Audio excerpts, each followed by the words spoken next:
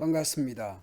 오늘 본문은 나팔을 제작하여 공동체의 신호 체계를 갖추는 내용입니다.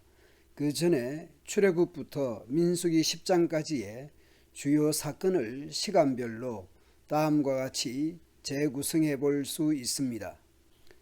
출애굽하기 전 1월 10일 유월절을 위한 어린 양을 준비합니다. 1월 14일 유월절 양을 잡아서 문 좌우 설주와 문 인방에 양의 피를 발라서 초태생의 죽음, 심판을 피할 수 있었습니다. 그리고 1월 15일경 출애굽하여 한 달 후 2월 15일경 신광야에 이르게 됩니다. 그리고 3월 1일경 시내산에 도착합니다.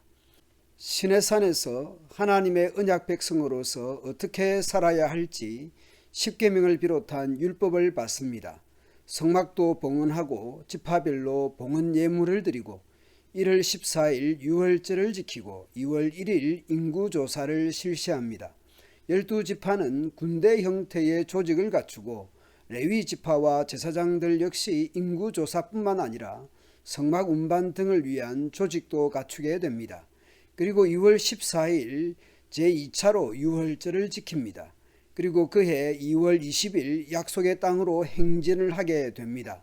시내산에서 1년 가까이 머물면서 언약 백성으로서 준비하고 약속의 땅으로 행진하기 위한 여러 준비를 하는 셈입니다.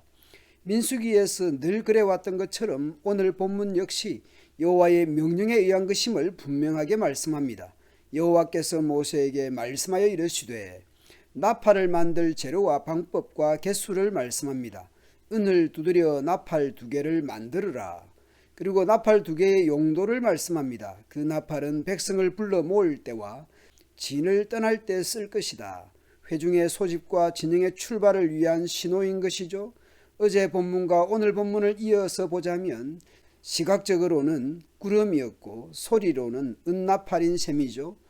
물론 출발과 멈춤의 명령권자는 여호와 하나님이시죠. 두 나팔을 한꺼번에 불면 백성을 회막 입구 내 앞에 모이게 하고 나팔을 하나만 불면 지도자들이 모이도록 합니다. 두 나팔을 한 번만 불면 동쪽에 진을 친 지파들이 이동하고 두 번째로 나팔을 불면 남쪽에 진을 친 지파들이 이동하도록 합니다. 그들은 나팔 소리를 듣고 이동할 것입니다. 백성을 불러 모을 때도 나팔을 부는데 똑같은 방법으로 불지 않아야 합니다.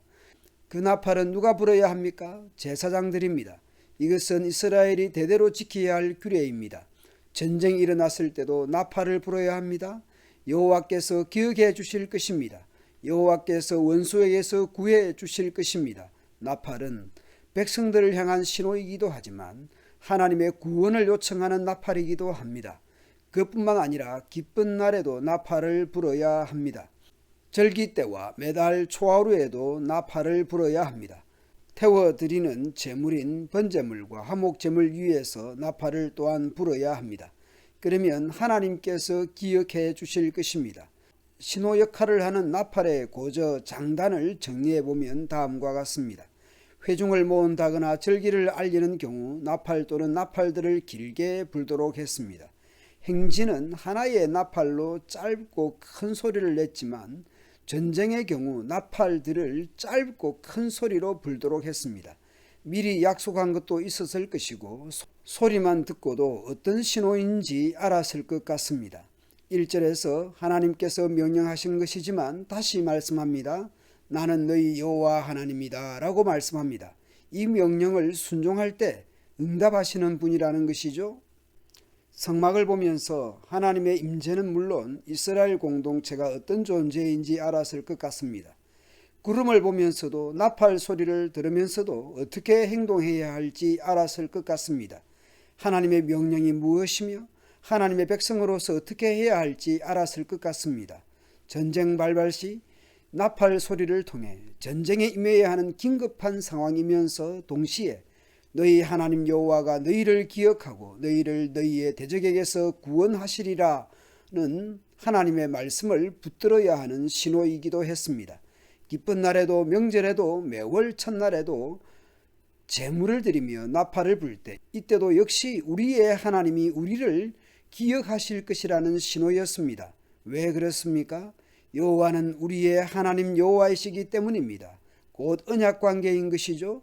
여호와는 우리의 하나님이시고 우리는 그의 기르시는 백성이기 때문입니다. 예수 그리스도를 십자가에 내어 주시기까지 우리를 사랑하시는 그 하나님의 사랑을 기억하며 감사하며 살아가야 하겠습니다. 실상은 우리가 하나님을 기억하기보다는 하나님이 우리를 기억하신다는 말씀을 붙들고 살아갑시다. 감사합니다.